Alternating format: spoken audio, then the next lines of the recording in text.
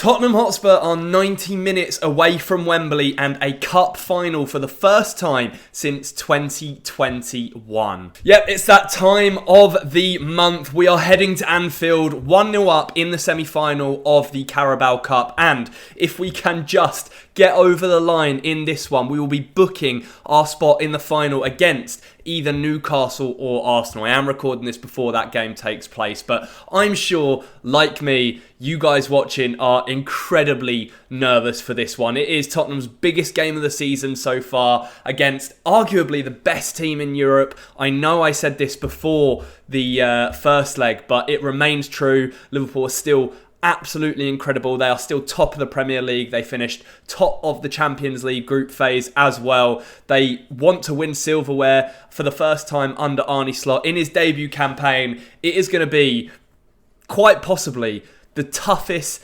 test that Tottenham could possibly face to get to that elusive final and get within touch and distance of a trophy for the first time since 2008. Now, of course, as I've already mentioned, Tottenham do go into this tie 1-0 up, so we have a very, very slender advantage, and we're going to have to make it count for all that it's worth, because there are only going to be a very, very few amount of chances for Tottenham to be able to put this game to bed and give themselves any sort of breathing room at Anfield. Everybody knows Anfield is such a tough place to go, and it is going to take sheer grit, determination and luck to be able to get through this. I don't want to come across as a pessimist, but we have to look at this situation and this game in a realistic way. There is really only one way that Tottenham can beat Liverpool and book their place in the Carabao Cup final, and it is unfortunately just going to take a bit of luck.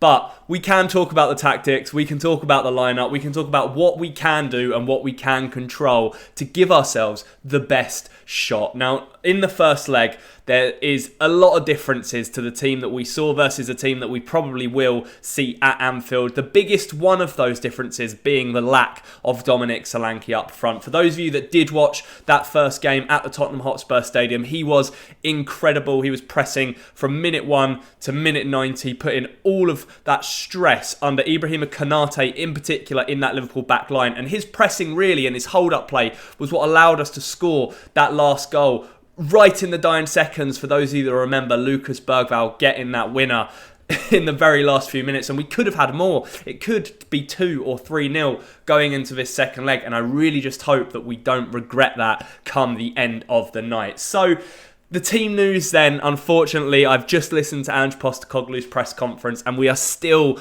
not going to have Mickey van der Ven or Christian Romero back in the team for this. We were all hoping, we were all sitting there with fingers and toes crossed that at least one of them would be able to feature. And of course, Van der Ven had that 45-minute cameo against Elfsborg in the Europa League last week. But Ange confirmed in his presser that Mickey doesn't feel like he's ready to make that step up against Premier League opposition, and particularly the best of the best in the Premier League in Liverpool. So we are going to be without him. It seems like Romero has also suffered setbacks, while Destiny Udogie, Guillermo Vicario are also not quite ready to make their return to the starting 11 or even matchday squad. So against a team that are going to be well up for it, and make no mistake, Carabao Cup or not, and whether Liverpool have bigger prizes on the line this season or not, they are going to be well up for this. Their captain, Virgil van Dijk, has been very vocal in how badly he wants to win this game. So how are Tottenham going to do it? How are Tottenham going to be able to get past this very, very strong Liverpool team? Well, we can talk about tactics, and unfortunately for us, it is probably going to follow a very similar pattern to the Brentford game. Tottenham won that game 2-0 at the GTEC Stadium, their first ever victory away to Brentford since they moved into their new home, and it was very much backs against the wall defending, literally clearance after clearance. I think in the end we made over 40 clearances across the game. It was very much a low block system deployed by Ange Postecoglou, and then hitting them on the counter-attack when we could, and it worked to very good effect. And I think that has to be the way to go against Liverpool, particularly with the personnel that we are facing. I would 100% absorb the pressure, hit him on the counter, and I feel like we did that really well in the first leg. And why deviate from that game plan Of course, Liverpool will have their own plans to try and counter that. They'll need to make their chances count. They create so many. Mo Salah, of course, he had a very rare off game against Tottenham in the first leg, and I can just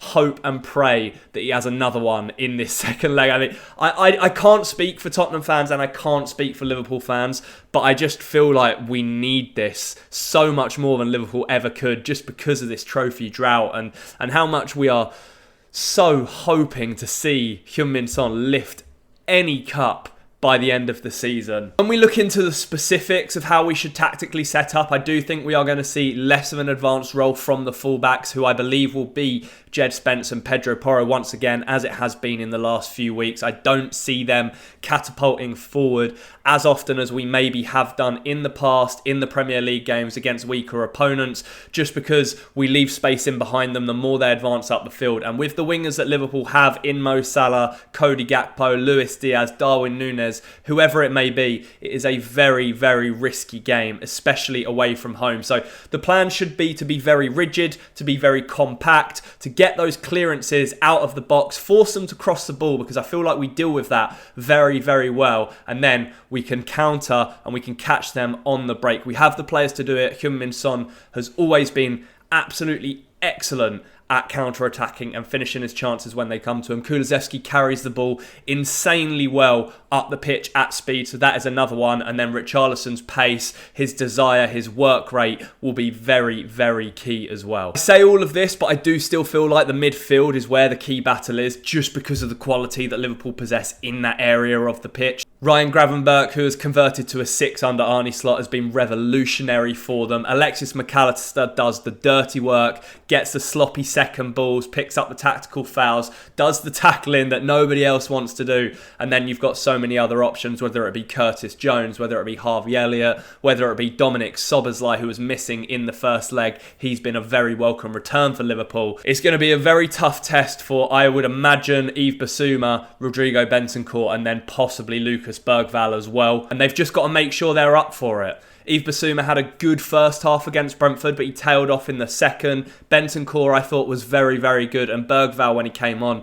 brought that energy that we know he possesses. So while on paper that Liverpool midfield looks significantly stronger than Tottenham's, that desire to just want to get through this game is going to be what makes a difference. The intense counter-pressing as well was really, really good against Brentford. When we do squeeze up the pitch and force them to play around the press, it can lead to a lot of mistakes. And while it's probably going to be significantly harder against a Liverpool side that are just so calm and composed on the ball, if we can execute that counter-press with the front three and the attacking midfielder in their half, that's where the opportunities will come, aside from the counter-attacks and the breaks against the run of play. And as I've already mentioned, that's where Son, Richarlison, Kulusevski all come into play as well. I think most importantly, when it comes to talking tactics and the nitty-gritty of it all, it is just going to take a huge amount of luck to get through this. I don't think there are many Tottenham fans out there that are confident that we can win this game, draw this game, or see it through and get to the final. You have to have that little bit of hope and belief, but I think just because of where we are in the season and how the season has gone so far, it is very easy to fall into that negative mindset, which I completely understand. And we do have to hope that Liverpool maybe just miss a target every so often. They perhaps do a few miscued and misplaced passes and give Tottenham that initiative, particularly if Spurs can pick up that early goal. That would be huge. If you get an early goal on the counter to make it 2-0 on aggregate early in the game, it becomes very difficult for Liverpool, who may then just run out of ideas, start panicking and doing things a little bit too quickly, which could then again work in Spurs' favours. The impact of the new signings as well for Spurs on the last couple of days of the January transfer window could be huge. Both Kevin Danso and Matthias Tell will want to make an instant impact on the game, and whether they start or come off of the bench, they could be hungry. They have a real opportunity to get themselves in the good books of Tottenham fans right from the off by guiding them through to a cup final. Talking of new signings, let's go through what I think the lineup will be for this game. Vicario has been back in training and there are whispers that he's ready to be selected by Ange Postecoglou again, but I do think he sticks with Antonin Kinski for this. He was excellent in the first leg against Liverpool, has brought a real calmness and composure that we didn't have when Fraser Forster was having to step up in Vicario's absence. Right back will be Pedro Porro, left back will be Jed Spence. I can't see that changing with Udogie not being back yet. And in the centre of defence is where it gets really interesting. Although Archie Gray has been fantastic in the role that he's had to play over the last few months, he's not a centre-back, and I just wonder, now that we have brought Kevin Danso in, he's approved, he's ready to play, I'm very intrigued to see whether he does start under Ange Postecoglou. Is aggressive, and the key thing I think for Ange will be that Danso is renowned and very, very good in the air and clearing balls away. So I just feel like that may factor into his thinking, and me, I would play him. I would put him straight in from the off and give him that opportunity alongside Ben Davis, just to have that balance and left-sided, left-footed defender in the back line as well. In midfield, I've already mentioned, I think it will be that three of Rodrigo Bentancur, Yves Bissouma and Lucas Bergvall, with James Maddison still not available. And then that front three, I think, will be Son, Richarlison and Kulusevski. You could argue that Kulusevski could move into that central role and Matthias Tell could go into that front line from the off. I don't see that happening. I see Danso's reinforcement at the back as a more necessary change in the starting lineup than Tell, who could have a significant impact for us from the bench. I definitely would consider Tell and have him in that conversation for a place in the starting 11, but with what's online, I don't think it's worth taking the risk, considering we don't know how he's going to fit straight into that Tottenham team. But Bergvall has confidence from the first leg with the goal and how well he played. Richarlison always loves to play well against Liverpool. They are Everton's biggest rivals after all, so why not have them both in that starting 11? It's very, very difficult to predict this game because my heart as a Tottenham fan just wants us to win and wants us to go through, but I just don't think it's going to be that simple. I could very easily see us losing the game, and if we lose 1-0 and go to penalties, I'm not sure my heart is going to be able to take it, but it's a distinct possibility. Maybe we're 1-0 down early on, but we hold on, and then in the last dying embers of the game, Tottenham can grab a winner or can grab a draw goal, which would send them through on aggregate. That would be the ideal situation for me, but make sure you let me know your prediction down in the comments below. This game is going to be incredibly tough. It's going to be backs against the wall. Everybody in that entire stadium, bar the Tottenham fans in the away end, are going to be rooting for Liverpool, and it's going to be noisy. The pressure is going to be ramped all the way up, and we have to absorb it, and we have to just do our job. It's not going to be easy. Everything is pointing to a Liverpool win and progression to the final, but have that belief. We've made it this far. We beat them in the first leg. Why can't we do it again? Thank you so much for watching this video. Let me know what you think ahead of the game. What are your predictions? Who would you start? And how highly do you rate our chances of making it to Wembley? That's it from me. I will be back with a reaction video on Thursday. Make sure you like the video and subscribe to the channel if you are new around here. Thank you so much for all your support on the January transfer content as well. But for now, enjoy the rest of your week, and as always, come on you Spurs.